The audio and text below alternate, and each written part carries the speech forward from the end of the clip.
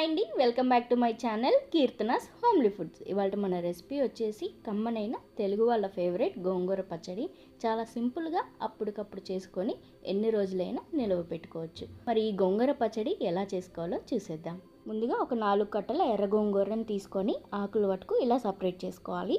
దీనిలో మీకు తెల్ల గోంగూర కూడా ఉంటుందండి, కానీ అది అంత పుల్లదనం ఉండదు. ఈ గోంగూరని శుభ్రంగా కడిగి తడి అంతా పోయేంత వరకు 1 గంట పాటు ఫ్యాన్ కింద ఆరబెట్టుకోవాలి. స్టవ్ వెలిగించి ఒక కడాయి పెట్టుకొని దానిలోకి 3 నుంచి 4 టీ స్పూన్ల వరకు ఆయిల్ని యాడ్ చేసి ఆయిల్ కొంచెం వేడైన తర్వాత 10 నుంచి 15 ఎండుమిరపకాయలని వేసుకొని ఫ్రై చేసుకోవాలి.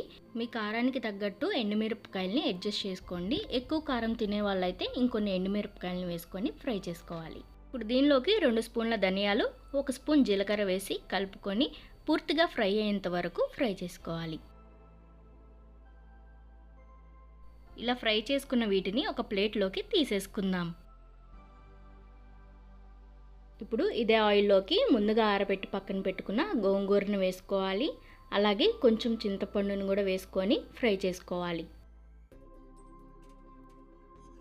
ఫ్లేమ్ని లో టు మీడియం ఫ్లేమ్లోనే అడ్జస్ట్ చేసుకుంటూ గోంగూరని మధ్య మధ్యలో ఇలా కలుపుకుంటూ ఫ్రై చేసుకోవాలండి, లేకపోతే అడుగున త్వరగా మాడిపోతుంది.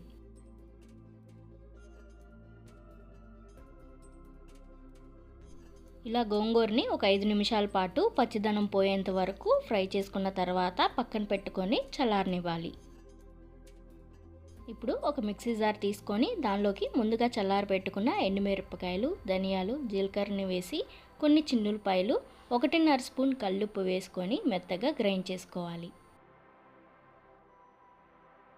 ఇలా మెత్తగా గ్రైండ్ చేసుకున్న తర్వాత ముందుగా ఫ్రై చేసి పెట్టుకున్న గోంగూరను కూడా వేసుకొని ఒకసారి గ్రైండ్ చేసుకోవాలి. చూసారు కదండి, చక్కగా గ్రైండ్ అయిపోయింది. ఇప్పుడు దీనికోసం తాలింపు వేసుకుందాం. ముందుగా ఒక ప్యాన్ పెట్టుకొని దానిలోకి 4 నుంచి 5 టీ స్పూన్ల వరకు ఆయిల్ని వేసుకోవాలండి. ఆయిల్ అయితే కొంచెం ఎక్కువే పడుతుంది. ఆయిల్ కొంచెం వేడైన తర్వాత దంచి పెట్టుకున్న 4 వెల్లుల్లి, 1 స్పూన్ పచ్చిశనగపప్పు, కొన్ని తాలింపు దినుసులు, 1 స్పూన్ జీలకర్ర వేసుకొని కలుపుకొని ఫ్రై చేసుకోవాలి.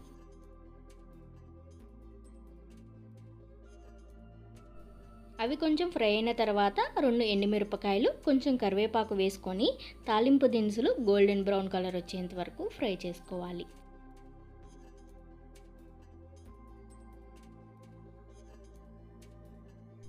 ఇలా ఫ్రై చేసుకున్న ఈ తాలింపులోకి ముందుగా గ్రైండ్ చేసి పెట్టుకున్న పచ్చడిని వేసుకొని తాలింపు మొత్తం కలిసే విధంగా కలుపుకోవాలి. ఇలా కలుపుకున్న తర్వాత స్టవ్ ఆఫ్ చేసుకొని ఏదైనా గ్లాస్ కంటైనర్లోకి స్టోర్ చేసుకోవడమే. అంతేనండి, చూసారు కదా, ఎంతో సింపుల్ అండ్ టేస్టీగా చేసుకునే గోంగూర నిల్వ పచ్చడి రెడీ అయిపోయింది. మరి మీరు కూడా ఒకసారి ట్రై చేసి ఎలా ఉందో కామెంట్ సెక్షన్లో కామెంట్ చేయండి. రెసిపీ నచ్చినట్లయితే లైక్ చేయండి, షేర్ చేయండి, సబ్స్క్రైబ్ చేయండి. పక్కనే ఉన్న బెల్ ఐకాన్ క్లిక్ చేయడం మాత్రం మర్చిపోవద్దు.